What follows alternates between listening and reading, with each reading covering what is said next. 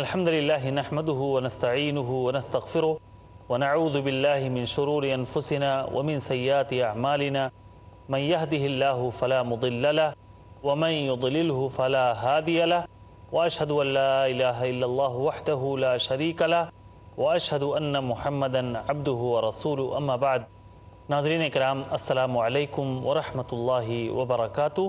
میں آپ کا میزبان عبد الباسط پروگرام الجھنیں لے کر آپ کی خدمت میں حاضر ہوں، اور آج کی اس محفل کا جو ہمارا موضوع ہے وہ بہت ہی سلگتا ہوا موضوع، سب سے زیادہ دہرایا جانے والا موضوع، سب سے زیادہ اخبارات اور ٹیلی ویژن کی زینت بننے والا موضوع، وہ ہے دہشت گردی. اس موضوع پر گفتگو کے لیے ہمارے ساتھ اسٹوڈیو میں ہمارے شیخ محترم جناب حافظ عبدالعظیم عمری مدنی حفظہ اللہ موجود ہیں. سب سے پہلے میں شیخ کا استقبال کرتا ہوں. السلام علیکم ورحمۃ اللہ وبرکاتہ. وعلیکم السلام ورحمۃ اللہ وبرکاتہ. اب میں اپنے شیخ محترم سے جاننا چاہوں گا کہ شیخ دہشت گردی کی تعریف کیا ہے؟ سب سے پہلے بتائیں ناظرین کرام کو ہمارے کہ دہشت گردی کسے کہتے ہیں؟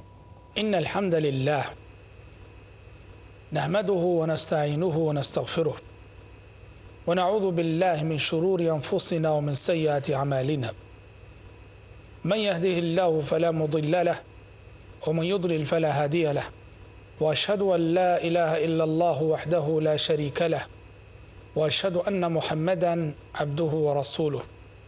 دہشت گردی یہ ایسا لفظ ہے کہ جس کو سنتے سنتے ہمارے کان پک چکے ہیں. جی. میڈیا نے اس کثرت کے ساتھ اس لفظ کو استعمال کیا کہ بچہ اس لفظ، اس اصطلاح اور اس تعبیر سے واقف ہے. بالکل. اس کے معنی کیا ہیں دہشت گردی کے؟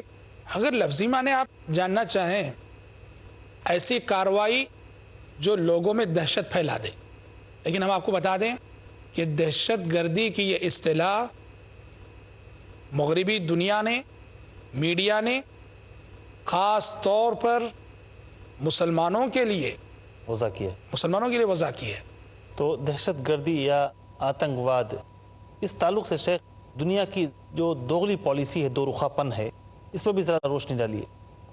ہاں، جیسے کہ ابھی میں کہہ رہا تھا کہ دہشت گردی کی یہ اصطلاح خاص طور پر مسلمانوں کے لیے وضع کی گئی، اور اس حوالے سے میڈیا بھی اور دنیا کی ساری بڑی طاقتیں بھی دیکھیے آپ دوغلی پالیسی اختیار کرتے ہیں. جی.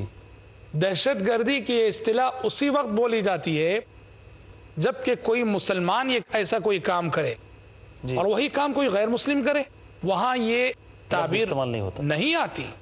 بھائی، آپ 8-10 افراد کے قاتل کو تو بہت بڑا دہشت گرد قرار دے رہے ہیں.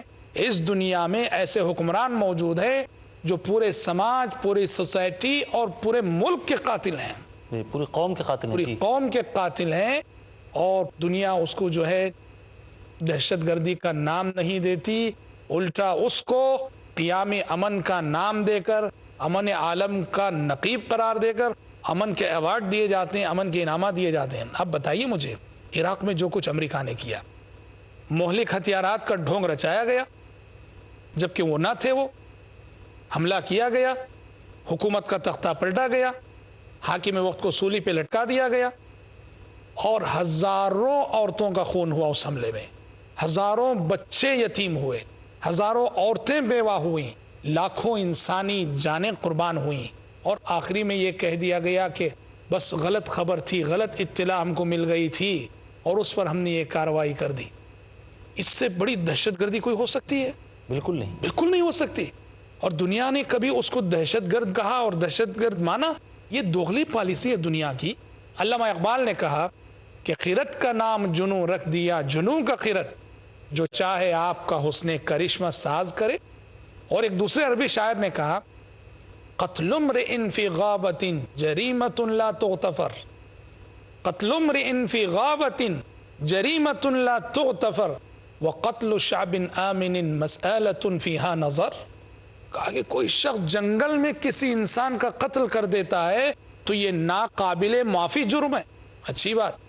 اور ایک شخص پورے انسانی سماج اور پوری انسانی سوسائٹی کا قاتل ہے، اور یہ مسئلہ ہے، زیر غور مسئلہ ہے. اس کو دہشت گردی کہنا چاہیے کہ نہیں؟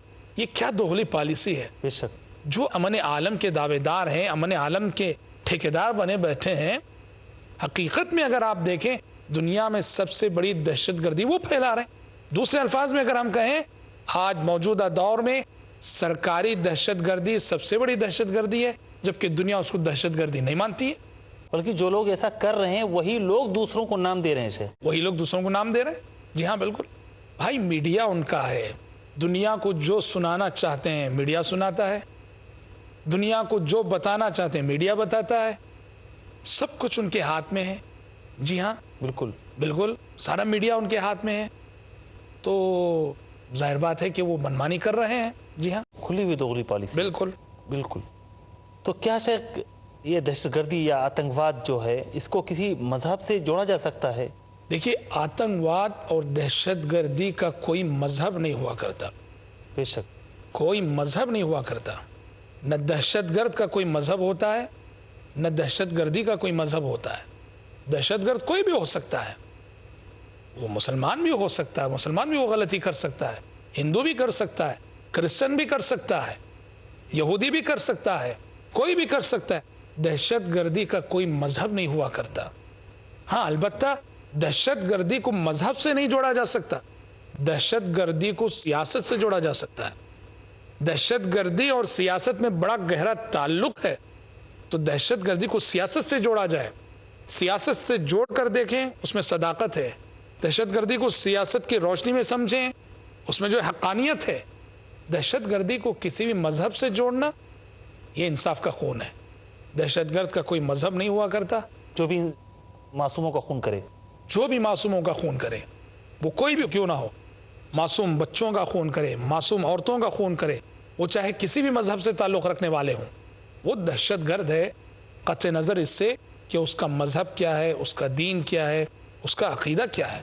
لیکن شیخ آج دہشت گردی کا الزام لگا کر یہ کہا جاتا ہے کہ اسلام یہ تلوار کے زور پہ پھیلا ہے، اس میں کتنی صداقت ہے؟ اور جو ایسا کہہ رہے ہیں ان کو ہم کیا جواب دے سکتے ہیں کہ اسلام کیا تلوار کے زور سے پھیلا ہے؟ یہ دو چیزیں ہیں، ایک تو اسلام کو دہشت گردی سے جوڑنا، اور دوسری بات ہے کہ یہ دعویٰ کہ اسلام تلوار سے پھیلا۔ بالکل کہ اسلام تلوار سے پھیلا، یہ تاریخ کا سب سے بڑا جھوٹ ہے۔ اچھا، تاریخ کا سب سے بڑا جھوٹ ہے کہ کوئی یہ کہے کہ اسلام تلوار کے ذریعے سے پھیلا۔ تاریخ آپ کے سامنے ہزار شہادتیں پیش کرے گی، اسلام اخلاق سے پھیلا ہے، بے شک اسلام اخلاق سے پھیلا ہے۔ اگر فرض کیجئے، جیسے کسی نے جواب دیا کہ اگر واقعتاً اسلام تلوار سے پھیلا ہے تو ذرا یہ بتائیے کہ جو لوگ تلوار چلا رہے تھے ان تک اسلام کیسے پہنچا، ان کو کس چیز سے مسلمان بنایا؟ جی بالکل، جو تلوار چلانے والے تھے، تلوار اٹھانے والے تھے، ان کو کس چیز نے مسلمان بنایا؟ وہ اخلاق سے۔ بات دراصل یہ ہے کہ یہ کہنا کہ اسلام تلوار سے پھیلا یہ تاریخ کا سب سے بڑا جھوٹ ہے۔ آپ عہد خلافت راشدہ کی فتوحات کا مطالعہ کیجیے، عہد خلافت راشدہ کی فتوحات میں یہ ثبوت ہمیں ملتے ہیں کہ جب حضرات صحابہ کرام رضوان اللہ علیہم اجمعین ملک پر ملک، شہر پر شہر فتح کیے ہوئے جا رہے تھے، کئی جگہ ایسا ہوا کہ وہاں کی غیر مسلم رعایا نے، وہاں کی غیر مسلم پبلک نے اپنے حکمرانوں سے بغاوت کرتے ہوئے مسلمانوں کا اور صحابہ کا استقبال کیا کہ آپ چلے آئیے، ہم آپ کا استقبال کرتے ہیں، اس لیے کہ آپ کا طرز حکومت ہمارے حکمرانوں کے طرز حکومت سے بہتر ہے، آپ کا معاملہ ہمارے ساتھ ہمارے حکمرانوں سے بہتر ہے، آپ کا سلوک، آپ کا رویہ ہمارے حکمرانوں کے سلوک اور رویے سے بہتر ہے۔ غیر مسلم رعایا اور غیر مسلم پبلک نے صحابہ کا استقبال کیا یہ کہہ کر۔ تاریخ نے ایسی کتنی شہادتیں محفوظ رکھی ہیں۔ محمد بن قاسم الثقفی ہندوستان آئے، محمد بن قاسم الثقفی۔ جی شیخ، انشاءاللہ العزیز اس گفتگو کو ہم بریک کے بعد جاری رکھیں گے۔ ناظرین کرام، یہاں ہم چھوٹا سا وقفہ لے رہے ہیں، گفتگو بہت اہم موڑ پہ پہنچی ہوئی ہے، کہیں جائیے گا نہیں، دہشت گردی کے تعلق سے ہماری گفتگو چل رہی ہے، ہم جلد لوٹیں گے۔ السلام علیکم ورحمۃ اللہ وبرکاتہ۔ رحمۃ اللہ وبرکاتہ۔ ناظرین کرام، وقفے کے بعد دوبارہ آپ کا خیر مقدم ہے۔ وقفے پہ جانے سے پہلے ہم نے شیخ سے ایک سوال کیا تھا کہ آج اسلام کو دہشت گرد مذہب کہا جاتا ہے، ایسے ہی اسلام پر ایک اور الزام دھرا جاتا ہے کہ اسلام تلوار کے زور پہ پھیلا ہے. اس تعلق سے شیخ ابھی گفتگو ہماری مکمل نہیں ہو پائی تھی, آپ محمد بن قاسم کے حوالے سے بات کر رہے تھے. جی میں کہہ رہا تھا کہ اسلام تلوار سے پھیلا یہ کہنا تاریخ کا سب سے بڑا جھوٹ ہے. اس کے مقابلے میں اسلام اخلاق سے پھیلا ہے اور تاریخ اس کی کئی شہادتیں ہمارے سامنے پیش کرتی ہے. محمد بن قاسم الثقفی رحمۃ اللہ علیہ جو پہلی صدی ہجری کے اواخر میں ہندوستان پر حملہ آور ہوئے, سندھ میں انہوں نے اسلامی حکومت قائم کی. مجاہدین تھے وہ سب, جہادی قافلہ لے کر آئے تھے, تلواریں تھیں ضرور ان کے ساتھ, لیکن تاریخ سے پوچھئے کہ انہوں نے لوگوں کو تلوار کے زور پہ کلمہ پڑھایا یا کہ اپنے اخلاق کے زور پر. تاریخ یہ بتاتی ہے کہ جب بعض وجوہات کے بنا محمد بن قاسم الثقفی کو یہاں سے واپس جانا پڑا ہندوستان سے, بیچی میں, ہاں جی واپس جانا پڑا تھا ان کو, جی وہاں کچھ خلفاء میں آپس میں عہد بنو امیہ میں کچھ اختلافات کی وجہ سے محمد بن قاسم کو بلا لیا گیا. جب محمد بن قاسم الثقفی یہاں سے واپس لوٹے ہندوستان سے تو ہندوستان کی غیر مسلم رعایا اور غیر مسلم پبلک آپ دیدہ تھی اور اس نے نمناک آنکھوں سے جو ہے رخصت کیا محمد بن قاسم الثقفی کو. اللہ اکبر. اور اتنا ہی نہیں, تاریخ یہاں تک شہادت پیش کرتی ہے کہ محمد بن قاسم الثقفی کے جانے کے بعد یہاں کی غیر مسلم رعایا نے محمد بن قاسم کا مجسمہ بنا کے رکھ لیا, اس کا اسٹیچو بنا لیا.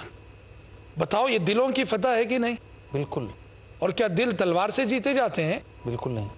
دل اخلاق سے جیتے جاتے ہیں, اور مسلمانوں نے اسی اخلاق کے ذریعے سے جہاں بھی پہنچے لوگوں کے دل جیتے. تبھی تو آپ دیکھیے 50 سال کا قلیل عرصہ نبی کریم صلی اللہ علیہ وسلم کی بعثت کے بعد سے صرف 50 سال کے قلیل عرصے میں آپ دیکھیں گے کہ مسلمان آدھی دنیا پہ قابض ہو چکے تھے. مورخ آج بھی حیران ہے, عرب کے بدو خانہ نشین قوم یہ کیسے اور کیوں کر 50 سال کی قلیل سی مدت میں آدھی دنیا پر قابض ہو گئی. آج تک وہ تجزیہ کرنے سے قاصر ہیں. ادھر انڈونیشیا اور ملیشیا میں کون سی فوج آئی تھی؟ کوئی فوج نہیں, اس کے بارے میں کوئی تاریخ نہیں ملتی کہ وہاں کوئی فوج مسلمانوں کی آئی ہو. تاجروں کے ذریعے سے جی, عرب تاجر جو تجارت کے سامان کے ساتھ ساتھ اسلام کی اخلاقی تعلیمات کو لے کر ان ملکوں میں پہنچے, اسی زور پہ اسلام پھیلا ہے. تو یہ تو پہلی بات ہوئی. آپ کے سوال کا ایک حصہ.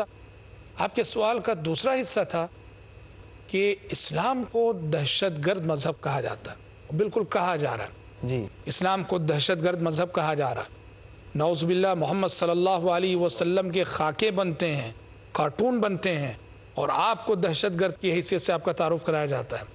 قرآن کو نعوذ باللہ دہشت گردی سکھانے والی کتاب کہا جا رہا ہے. بالکل. ذرا دیکھو تو صحیح کہ جس محمد صلی اللہ علیہ وسلم کو دہشت گرد کہہ رہے ہو ان کی زندگی کو پڑھو تو صحیح. یہ وہ محمد ہیں صلوات اللہ وسلام علیہ کہ جن کو اللہ تعالیٰ نے انسانیت کی جانب مبعوث کیا تو کہا وما ارسلناک الا رحمتا للعالمین. اللہ اکبر. میں نے آپ کو تمام جہاں والوں کے لیے رحمت بنا کر بھیجا ہے. اور خود آپ اپنا تعارف اس حیثیت سے کراتے ہیں یا ایھا الناس انما انا رحمت مہداہ, اے لوگوں میں رحمت مجسم ہوں جسے اللہ تبارک و تعالیٰ نے انسانیت کے لیے ہدیہ کیا ہے. اس قرآن کو دہشت گردی کا الزام دیا جا رہا ہے جو قرآن یہ کہتا ہے کہ من اجل ذلك كتبنا على بني اسرائیل انه من قتل نفسا بغیر نفس او فساد في الارض فكأنما قتل الناس جميعا. اللہ اکبر. ومن احیاها فكأنما احیا الناس جميعا. کہ ایک انسانی جان کو ناحق قتل کرنا پوری انسانیت کے خون کرنے کے مترادف ہے, اور ایک انسان کی جان بچا لینا پوری انسانیت کو جان دینے کے مترادف ہے. جو کتاب ایسی تعلیمات دیتی ہے اس کو دہشت گردی, یعنی یہاں پر مذہب کا کوئی نام نہیں ہے, صرف کسی بھی انسان کا قتل ہو, کسی بھی انسان کا قتل, بالکل کوئی تمیز نہیں, مسلمان غیر مسلم کچھ نہیں, کسی بھی انسان کا قتل ناحق. جی, معصوم انسان, وہ بچہ ہو, وہ جوان ہو, وہ مرد ہو, وہ عورت ہو, بوڑھا ہو, کسی بھی مذہب کا ماننے والا, قتل ناحق. اللہ جی ہاں, قرآن کہتا ہے کہ ایک انسان کا قتل ناحق ساری انسانیت کا قتل ناحق ہے. جو کتاب ایسی تعلیمات دیتی ہو اور اس کو دہشت گرد قرار دیا جائے, وہ اسلام کہ جس کے آنے کے بعد عرب کا سارا سماج جو اسلام کے آنے سے پہلے نفرتوں کی آگ میں جل رہا تھا دشمنیوں کی آگ میں جل رہا تھا، جنگوں کی آگ میں جل رہا تھا، عرب کا سارا سماج اور معاشرہ امن کا گہوارہ بن گیا، اس اسلام کو دہشت گردی کا الزام دیا جائے؟ بتائیے یہ انصاف کا خون نہیں تو کیا ہے؟ اور یہ تاریخ کا سب سے بڑا جھوٹ نہیں تو کیا ہے؟ ابھی آپ کہہ رہے تھے مذہب کی تفریق، حدیث رسول کیا کہتی ہے؟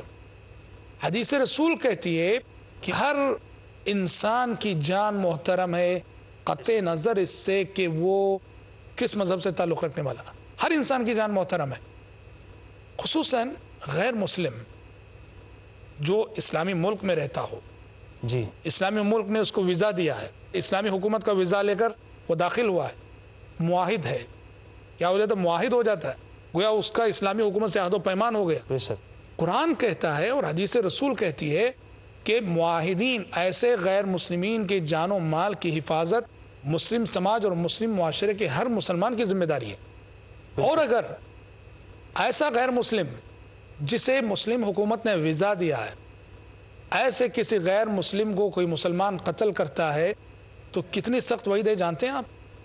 پیارے نبی صلی اللہ علیہ وسلم نے فرمایا من قتل معاہدا لم يرح رائحة الجنہ وإن ريحها ليوجد من مسیرة 40 عاما، جو مسلمان کسی ایسے غیر مسلم کو قتل کرے جس کا اسلامی حکومت سے عہد و پیمان ہے، جس کو اسلامی حکومت نے ویزا دیا ہے، جو اسلامی حکومت کے پرمیشن کے ساتھ آیا ہے، ایسے غیر مسلم کو قتل کرنے والا مسلمان جنت میں جانا تو چھوڑیے، وہ جنت کی خوشبو تک نہیں پائے گا، حالانکہ جنت کی خوشبو 40 سال کی مسافت سے محسوس کی جا سکتی ہے۔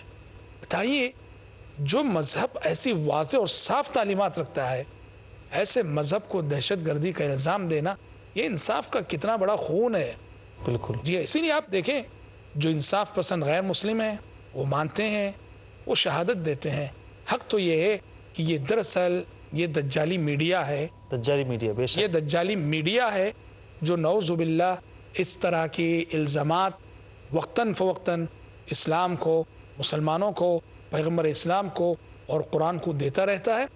ہمیں چاہیے ہم مسلمانوں کو کہ ہم امن کے علم بردار بنیں اور اپنے کردار سے ثابت کریں کہ ہم انسانوں کے لیے باعث رحمت ہیں، ہمارا دین دین رحمت ہے، ہماری کتاب کتاب رحمت ہے، ہمارے رسول رسول رحمت ہے، اور ہمارا رب وہ رب ہے جس نے اپنی کتاب میں اپنا پہلا تعارف الرحمن الرحیم سے کرایا ہے۔ اللہ اکبر، الرحمن الرحیم، یہاں سراسر رحمت ہی رحمت ہے، ہم انسانیت کے لیے رحمت ہیں، ہمارا دین رحمت ہے، اس حیثیت سے اپنا تعارف دنیا کے سامنے کرانے کی ضرورت ہے۔ شیخ میں چاہوں گا اسی مجلس میں آپ اس بات کی بھی وضاحت کر دیں کہ دہشت گردی میں اور جہاد میں کیا فرق ہے؟ دیکھیے یہ بڑی طویل گفتگو ہے، بنیادی طور پر میں یہ کہوں گا کہ دہشت گردی ایک انفرادی عمل ہے، جی جہاد ایک منظم کوشش ہے۔